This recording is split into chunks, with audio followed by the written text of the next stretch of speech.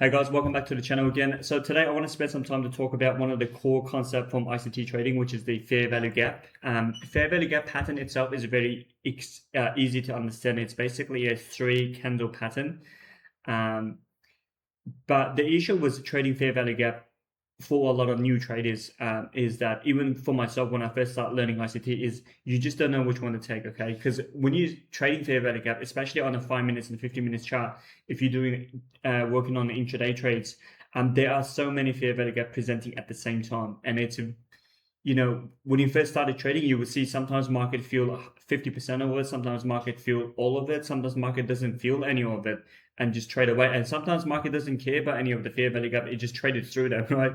So it was very difficult for me to sort of understand because I study a lot of ICT concept and I watch pretty much every single upload he posts, back in 2021 and 2022. And he never really explain fair value gap in a very mechanical way on which one to take. He's always referring everything back to the order flow. If you didn't understand which fair value gap to take, it's because you did not understand the order flow of the trading. That's how he sort of explained the concept, and which was very frustrating because order flow itself is another confusing part when you actually start to learning ICT trading. So throughout the years of my trading, I think I finally figured out a very mechanical way of understanding which fair value gap I should be taking and which one should be ignoring. And that understanding really helped me to become a very consistently profitable trader. I think the fundamental of my personal trading strategy is also based off fair value gap. So I think what I'm teaching here today is actually extremely useful and extremely valuable. And the best part about it, it's a very mechanical way of understanding which fair value gap to take and which fair value gap to ignore. So I just want to come out and share that with you guys today. Let's get into it. First of all, if you don't understand fair value gap, you should just go online and look it up what that is. It's a very basic concept. It's just basically three candle pattern, which candle 1 and candle 2, if this is candle 1, candle 2, there's gap in between candle 1 and candle 2. And then the market will always come back and trying to fill that gap because it's the concept behind it is that if there's 50% of buying orders, there also needs to be 15% of selling orders for the market makers to even their book. Okay, that's the general concept behind it. So if you look at a fair value gap, for example, when you actually, before I do that, so before you come to the market to deciding when let's say you sit in front of your chart and then you open up a 5 minutes, 50 minutes, 1 hour chart, and then you looked at different structures, market structures, and different fair value gap. And before you answer the question, which fair value gap should I be focused, you must answer the first question, what kind of a trade setup you want to take? Because when you come to the market, there could only be 2 scenarios, okay? There could only be 2 scenarios that you would be considering a setup. Scenario number 1 is trend continuation. Okay, scenario number 1 is trend continuation. Scenario number 2, trend reversal. Okay, there could only be 2 setup that you'd be considering when you look into the market. Okay, so you're either taking the setup number 1, you're either taking the setup number 2. If none of them is clear, you shouldn't be taking any trade. Okay, it's that simple. So when I explain fair value gap, you must make your decision in which setup you want to take. If you're taking the setup number 1, which is a trend continuation, the way that you trade fair value gap is that for a trend continuation, right? For a trend continuation, you must have a trend that's already existed in the market. Okay, so let's just say hypothetically this is higher highs. So if you're taking setup number 1, obviously there's a clear trend in the market, and then there's a fair value gap in this market, right? So clear trend, fair value gap, and fair value gap. Okay, so let's say you want to take your entry on a bullish fair value gap to, trade in line with the trend. And now the question is, there are so many fair value gaps in this chart. Which one to take? If you're doing a trend continuation, just make it very mechanical. The way you trade fair value gap is you will look at the overall trend. Let's say if it, generally speaking, because I currently trade in NASDAQ, right? And when I look at a trend, I just focus on the 5 minutes. Of course, I will do a high time frame analysis to look at the key levels of a high time frame, hourly and 4 hourly. Look at, what are the key level. After you mark out your key level, when you look at the trend itself, I would genuinely focus on a 5 minutes chart, because 5 minutes will give yourself a clearer trend, right? So if you look at a 5 minutes chart, that you see the higher highs and lower lows. And then once you look at that, what you need to do first is you need to just mark out the 50%. So you need to mark out the overall trend. So the bottom of the trend to the high of the trend, and you need to mark out the 50% level. So once you mark out the 50% level, you need to understand if you're trading in line with the trend, right? The trend, the price cannot retrace below the 50% level, because to me, if the price retraces below the 50% level, the trend does not exist anymore. So that's why the first thing you do is straight away, I would ignore all the fair value gap below, because in the ICT space, right, there's a lot of ICT gurus out there talking about this concept of where you need to long in the discount and short in the premium, which is extremely wrong without a basic concept. Because if you're longing in the discount in this scenario, the trend has already reversed. How do you know if the trend is just continuing once the price traded in there? The chance of price traded back into that higher high isn't that high anymore, okay? Because the trend has already traded below the 50%. It shows the intention. It shows the selling orders has piled in. It shows the market momentum shifted to the downside. I'm not saying that the market cannot continuously trade it upwards. It's just that because there's so many sellers has already presented in the market, the chance of market reversing back, going back, is not that high anymore. So when you do a trend trading, it's very important to understand that the price needs to stay above that upper 50% level. So once you have identified that, so you can ignore all the fair value gap in the below 50%, and you can only focus on the fair value gap in the upper 50%. So once you have focused that area, what I would do is next step is I would divide it upper 50% to another 25%. So upper 25% and lower 25%. So I will be focusing on the fair value gap. My best entry will be the fair value gap in the below 25%. Okay, it's that simple. You come into the market, look at 5 minutes chart, understanding market structure, just identify there is a clear trend. If there's no clear trend, do not try to do trend trading, right? Once there is a clear trend, I will show you guys a real example later on in the market as well. So once there is a clear trend, right, divide that into 50%, only look at the upper 50% of the trend, and then divide it up to upper 50% to the 25 and 25%, and look at the lower 25% level here. The fair value gap, most likely there will be a fair value gap and order block sitting together in this area, and that's where your entry is. So in this scenario, obviously we will be long in the market, so we'll be long in the market. So with your stop loss, you can either leave it below the 50% level. This just depends on the price action on the day, because sometimes the market could be really choppy. It could potentially wicket below the 50% level. So if there is a very efficiently price traded around this area, I would genuinely leave my stop loss below that efficiently traded area, because market needs a bit of momentum to trade that through. So once you have that entry, your profit target could be a low-hanging fruit that's on top of it. That's something I'll talk about, how to define a low-hanging fruit in hopefully in the next chapter. But yeah, this is the fair value gap you decide when you're trading a trend, okay? Look at a trend, overall trend, divide it to the 50%. Once you divide it to the 50%, look at the upper 50%. You want the price stay above the upper 50%. You do not want to be shorting premium, okay? Especially when you're trend trading, you don't not want to be shorting at the premium level, and you don't want to be buying at the discount. That's just the wrong concept. You want to be still buying at the premium, because you want the trend to continue. That's very important. That's something that I didn't understood for many years. That's why I was very unprofitable for many years. And then eventually I learned how to actually trade with the trend, right? So that's a very important concept to understand. So this is basically the drawing of how to trade a fair value gap. All right, guys, now let's look at the replay option from last week price action, just to see how we can trade a fair value gap based off the concept that I talk about. So this is the Monday price action. So we have a gap up throughout the Sunday market. So yeah, I'll put a yellow line there. And then also let's say the London market opened at 3 o'clock New York time. So this is the London market, and then let's just fast forward to the London market open and to see if there's a clear trend. All right, so if you zoom out like that, all right. So obviously from a 5-minute structure that you can see there is a trend, market is continuously going up, right? So when you see a clear trend like to go up, because this is what close to 200 point, right? So you mark out as I explained to you guys, you mark out the trend by to the 50% level. So you want to see, when you look at this, right, you want to making sure the price does not trade it below this 50% level, because once you trade it to below of that 50% level, that is an indication of the market is not trending anymore onto the same direction. Okay, so when I look at that, and this is a trend, I want to do a trend continuation. I want to look for the fair value gap that's above the 50% level, so which is in this area.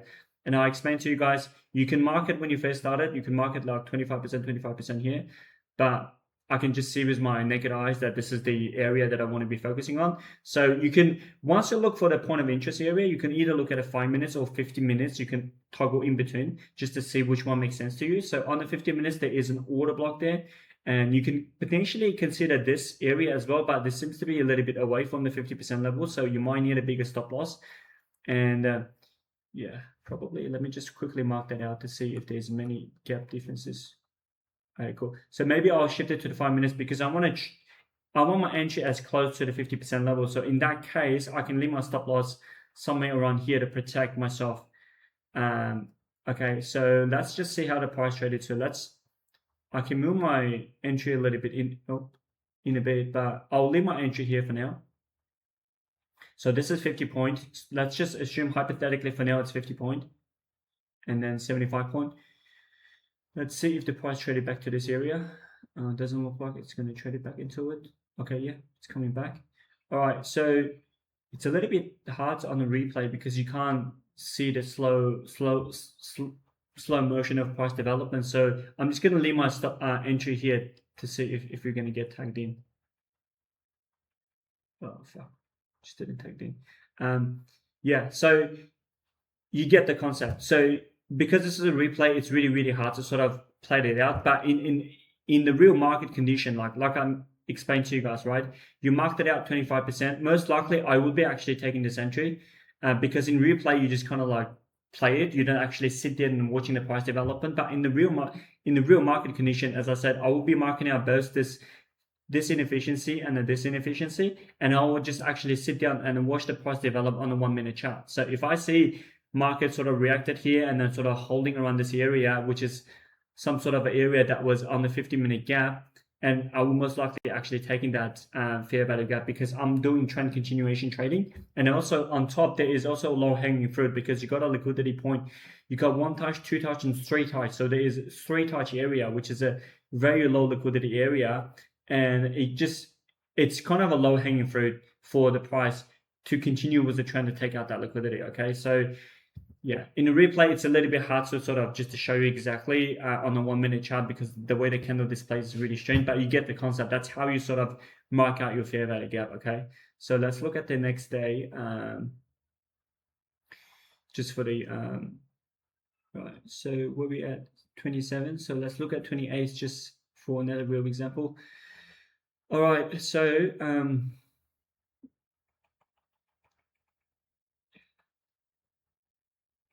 let me just mark out the daily chart because when I mark my level on the 5 minute structure, I'll look at the daily open candle, right? I don't look at the trend continuation from the previous day. I only look at, if there is a trend like this, I'll look at that from the start of the trend can only be from the daily open today, right? For example, this is a trend, right? 2:30, let's mark it out 3 o'clock here. Okay, so the trend could only be here from this point onwards. I don't look at a trend from this point because this is the previous day. So I'll only look at a 5 minute chart on the trend that's developed from the current day if I'm trading a London session. So here is obviously the trend, right? So this is a little bit tricky price action because what we see here is this is a bearish trend, all right? Market's trading down and we want to do a trend continuation in this model, in this price action. So in here, there's not really an efficiency gap right above the 50%. The only gap was here.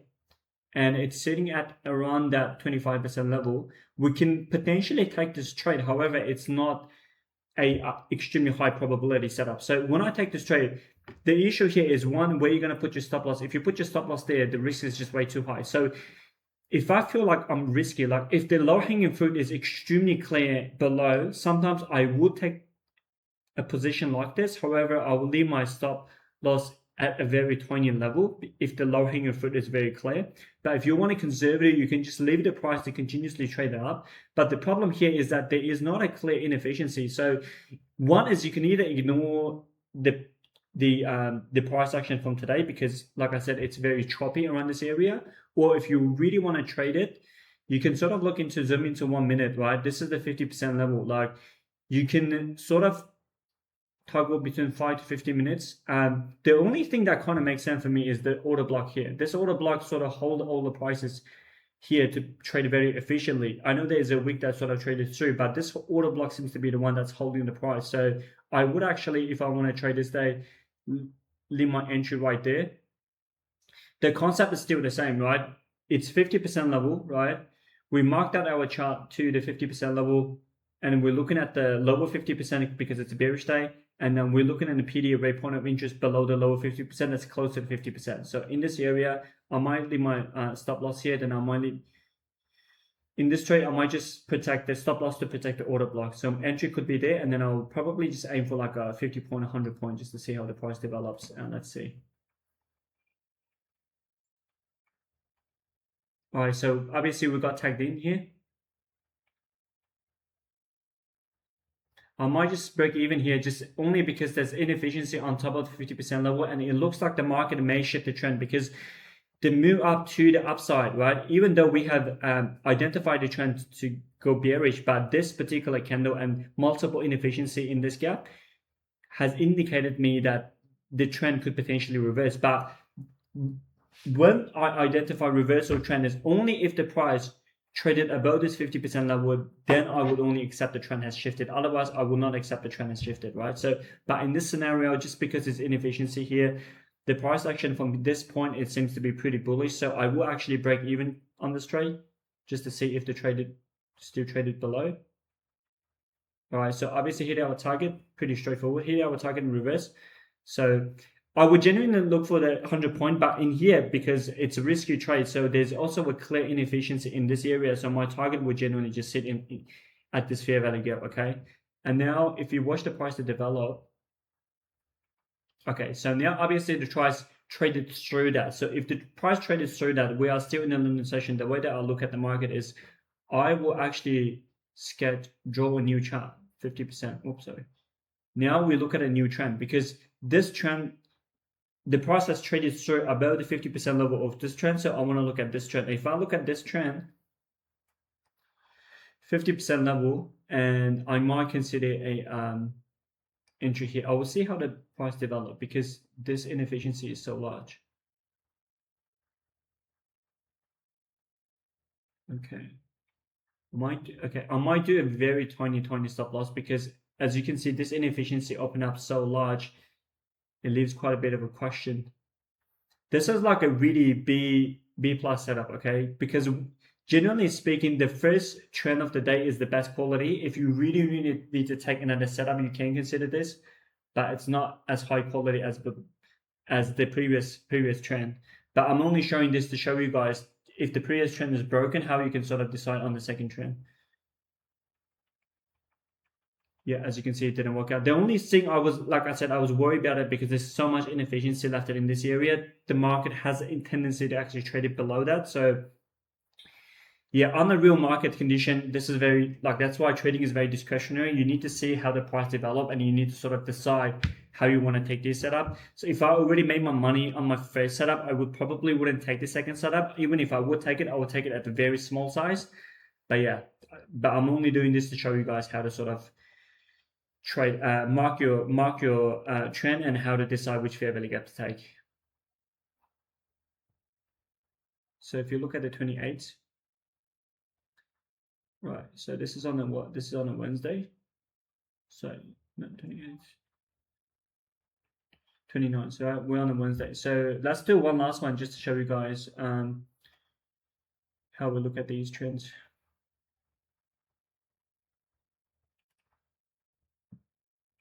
Okay, we do a daily open, which is here.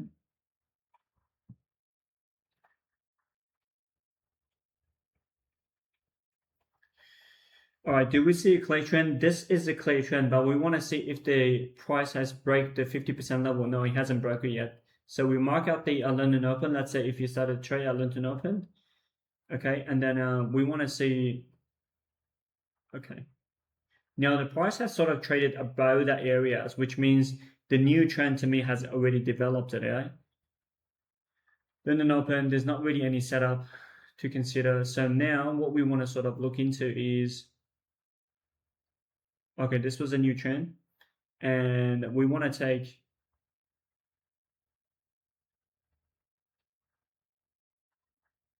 okay, we want to take this setup because now this price has broke the trend from the previous 50% level. So we're considering this trend now, right? As I explained to you guys, this was the initial trend. Market has traded above the 50% level of that trend. So we want to consider this trend, and the 50% level of this trend is at this area. There is inefficiency around this area. And if you look at a 50-minute chart, there is one fair value gap just sitting right at that level. So I might just leave my entry at a 50% level and then put my stop loss here. And we will be focusing on the new trend. And if we just, yeah, there we go. Again, like if this is a real market, you guys understand the concept. This is how we sort of identify new trend and trade with a new trend. But if this is a real market, most likely I will be actually taking this entry. As I explained to you guys on the replay, it's a little bit hard because yeah, I wouldn't be sitting here to watching every single candle to print. But if it's a real market, when I see prices traded above that 50% level, inefficiency gap here, and then prices traded seems to be there's a rejection, I will be most likely taking this entry. But you guys get the idea, right? You guys get the idea of how we sort of identify which fair value gap. So first, you mark out the trend that's already printed in the market, and you see if the price retraces to the 50% level of that trend. And if we retrace to that level, and because we were sitting in that, like initially this price has retraced to that level, but it wasn't the London Opens yet. So obviously we haven't taken any trade. But after the London Open, the price has already traded above that level, right? When we come to the market, which is the London Open, the price has traded above that level. So in that case, to me, this trend is not valid anymore because the price has showed a tendency to trade it to the opposite direction. So I draw a new trend, and then looking at the 50% level here. And then as I explained to you guys, you want to look at it, pay attention to the inefficiency above the 50% level, and then take an entry there. And then as you can see, the price traded away. So that's basically the core concept of how do you trade, how do you identify which fair value gap to take, okay? Very mechanical, very simple.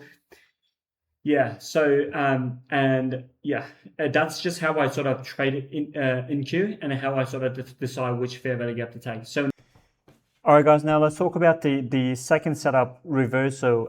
So when it comes to reversal, the first thing I want to point it out, reversal setup.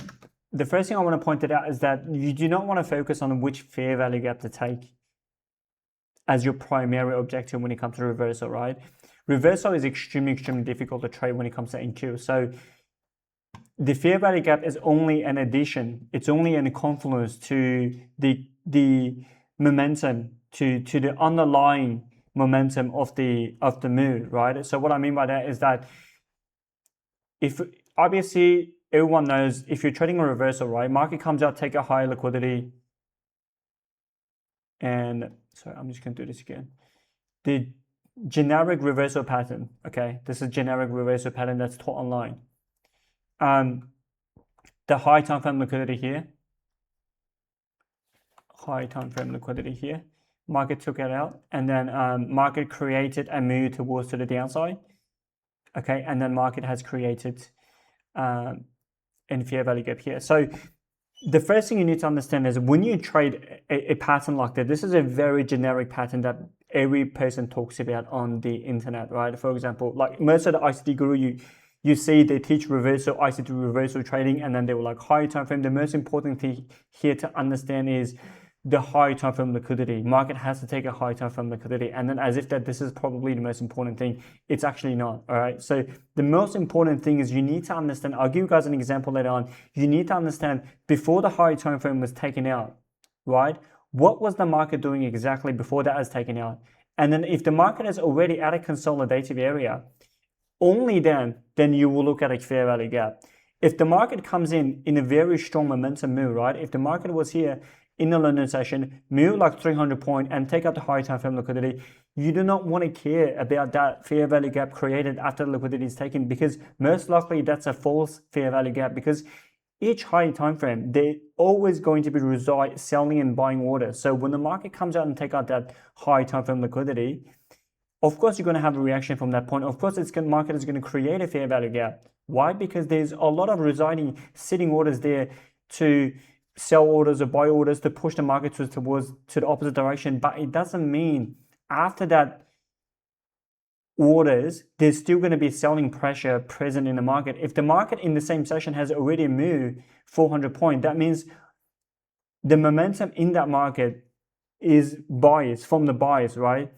Through this session, there's predominantly buyers, not sellers. So if it comes to that point, take a high time frame liquidity, you're not going to have all of a sudden all the buyers just going to turn into the sellers. That's not going to happen. That's why most of the time, if there's already be a big move, what you need to do is you need to ignore all the signals and actually just sit patiently for the market to consolidate and create liquidity. Because the market is not going to reverse straight away. Market needs to create liquidity in this area before it does its reversal. But the only time that you need to look at the fair value gap entry, the only time is, number one is if I look at a reversal, I would only consider as 5 minutes fair value gap to the opposite direction. And number two is the only time that I would consider fair value gap is the market has already traded in a consolidative area. So if the market, right, throughout the London session, for example, or New York session is already in this area that's consolidating, and then there's a higher time frame level here, and then market just took out the high time frame level right at the London Open, and then it created the fair value gap. That's the only time that I will look at a 5 minute fair value gap, and I'll focus on that the first 5 minute fair value gap that's created. Okay. Now, this was the price action from yesterday. So yesterday was a sort of a good trading day for a reversal setup. So as you can see that this was the daily open candle, and then this was the previous day high, and London Open is here. So if you just do the replay, market has taken out the liquidity, right? It created 5 minute gap, but that's before the London Open. And then if you wait for the 5 minutes fair value gap after the London Open, which is right there, gap right there. So the condition for me to trade reversal is that you must take out the liquidity from previous day, and then previous to the momentum that's take out the liquidity, there cannot be so yes, there is a move, right? So for example, if you look at a move from here to here, there is a clear trend. Market was moving up towards to that area to take out the liquidity, but this particular move is very consolidative. As you can see, it's a very sort of efficiently, slowly going up to the upside. So the momentum from this move is not as strong as some of the move that happens throughout the London and New York session. So, but still, this is still considered as a trend. But most importantly to understand, right, this move did not happen in London, okay? Because what I see a lot of traders do is like they wait for the London Open, and then when the London Open, there is a clear momentum move, come and take out the liquidity right after the move, London Open. That move was probably like an hour and a half or 2 hour, right? From the London Open, maybe it's till the 5 a.m. in the morning. It's like 200-300 point. And then they will consider a reversal setup right then and there, which is extremely wrong, because at that point you need to wait, because in that session you cannot expect another move from the same size. You have to sort of wait at least maybe to the next session, or at least for the market to consolidate in that area to generate liquidity. That's very important to understand. So if this move happened, right? If this move happened in London session, right? I wouldn't be considering this reversal setup. Only this because this happened in Asia, right? Market took out liquidity, and then right after London Open, it did not continue to the same direction. And it actually, once they take out the liquidity, it created lower low, and then generated some momentum to the downside, and it created a 5 minute. There has to be a 5 minute inefficiency, because I do not look at 1 minute, 2 minutes, or 3 minutes, because there's so many false signal at that key level. So once there is created a 5 minutes inefficiency, only then you will consider a short setup. Right, you consider a short setup. Yeah, that's the only time that I will actually kind of consider a reversal setup. Right, so generally speaking, we'll be aiming for like 100 points. So yeah, so it kind of hits our profit target. So like I said, again, a reversal setup is pretty difficult to take. You do not want to focus fair value gap as your primary checkbox. There's a lot of need to be studied, understood in the market before you actually trade a reversal pattern. Reversal pattern is not as easy as just spot a liquidity and a fair value gap and you can trade it, right? you want to be trading reversal at the start of the session. If at the start of the session the reversal pattern happened, yes, you want to trade it. But if it's the middle of the session, the momentum has already generated, you do not want to trade the reversal. You want to wait till the next session before you can trade a reversal. Okay, that's very important to understand. So to make it easy, just stick to the trend continuation for trading fair value gap, because it's a lot easier and it's a lot clearer and it's a lot more consistent instead of a trading reversal setup. So yeah, thanks for watching this. And if this is helpful to you guys and if you learn a lot, please click like and subscribe, and I will do my best to generate more content like this. Peace.